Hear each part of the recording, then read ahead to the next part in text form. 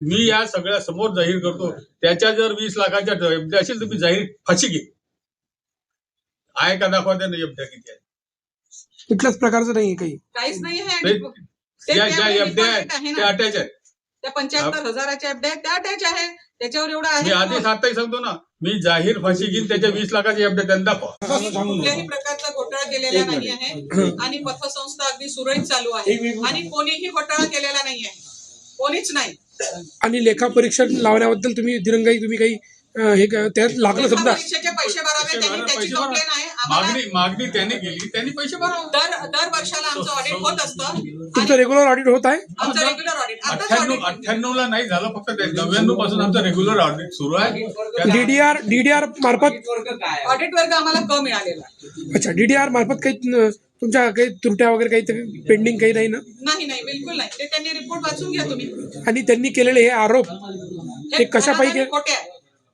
आणि संचालकांचं डिपॉझिट आहे तिथे सगळ्यांचं काहीच आहे म्हणजे बऱ्याच जणांचं थोडं थोडं आहे. कशातला भाग नाही. हे आरोप केलेले आहेत, हे मूळ त्यांच्यावर कर्ज आहे असं म्हणणं आहे का तुमचं? कर्जामुळे केलेलं आहे. माफ करा याच्यासाठी. माफ म्हणजे मी कर्ज भरत नाही, मला माफ करू नका सर्वेचं सर्व नाही. आणि याच्यासाठी की त्यांना बेल मिळाली पाहिजे, आम्ही सर्व केसेस मागे घ्यावं. कंप्लेंट आहे क्या? एक ही कंप्लेंट 2200 कंप्लेंट ही ग्राहकांची असायला पाहिजे, संचालकांची नाही. हे त्यांनी ग्राहकाची कंप्लेंट आहे की आम्ही 10 लाखाची एफडी म्हणून आलो, आम्हाला पैसे देऊन देणार. आज रोजी शाळा आणि पेट्रोल पंप हा तुमच्या स्वतःच्या मालकीचा आहे, संस्थेचा त्याच्यात काही घेणं देणं नाही. आजच्या परिस्थितीत काही नाही. आजच्या परिस्थितीत आणि संस्था सेफ आहे. संस्था सेफ आहे, अगदी सेफ आहे. ते मी मुलं हे कांते, कारण वर जे हेडिंग लिहिलं मला शॉक बसला. माझा मॅनेजर मॅडम असं म्हटलं, कसं काय कोणाचे पैसे तुम्ही दिले नाही, कोण केलं? म्हणाल मॅडम रेग्युलर आम्ही 10 लाख, आज 10 लाख आले. परंतु याच्या अशा वागण्यामुळे काय झालेलं आहे की पतसंस्थेचं भरपूर नुकसान झालेलं आहे. आमचे भरपूर डिपॉझिट गेलेले आहेत, याची भरपाई त्यांनी करून द्यावी.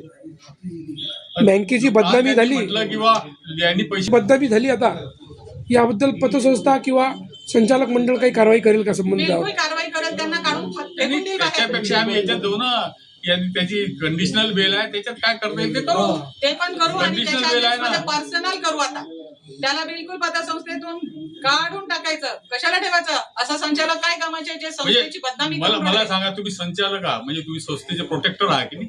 बरोबर. आणि तुम्ही जो कालपासून समजा हे पेपर मध्ये येणं हे करणं 4 वर्षापासून चालू आहे. लोकांचं रांग लागली पाहिजे, डिपॉझिटची काढून द्या. पतसंस्थेच्या हे आली लंबी झाली पाहिजे, म्हणजे आपली संस्था लंबी झाली म्हणजे आपल्यावर कर्ज कोणी मागायचं? अरे घरोघरी जाऊन सांगतो पतसंस्था डुबत आहे, पैसे काढून घ्या. ही काय पद्धत आहे? आम्हाला लोक येऊन विचारून राहिले. मी म्हटलं मी इथे बसलेली आहे, तुमची किती आहे? 10 लाख. चल दे रे त्याचे 10 लाख.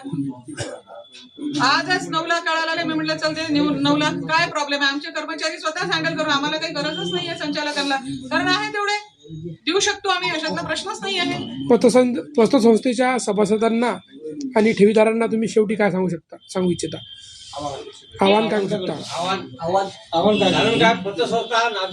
आता या बातम्या प्रसार माध्यमांद्वारे मार्केटमध्ये गेल्या, लोकांचा अविश्वास तुमच्या पतसंस्थेवर येईल. तुम्ही सभासदांना काय आवाहन करू इच्छिता? तुमचे जे ठेवीदार आहेत त्यांना तुम्ही काय म्हणता? बँक सुरक्षित आहे, पतसंस्था सुरक्षित आहे, काहीही गडबड नाही. कृपया करून आपापल्या ठेवी अजून वाढवाव्यात त्यात. बरं, एक आरोप असा होता की त्यांचं असं म्हणणं होतं ते 2022 पासून त्यांना पैसे भरायला सांगून राहिलो, आम्हाला लोन माफ करा, आम्ही लोन भरणार नाही, तुमच्याच्यानं काय होते ते करून घ्या. आम्ही म्हटलं नाही, तसं काही होणार नाही.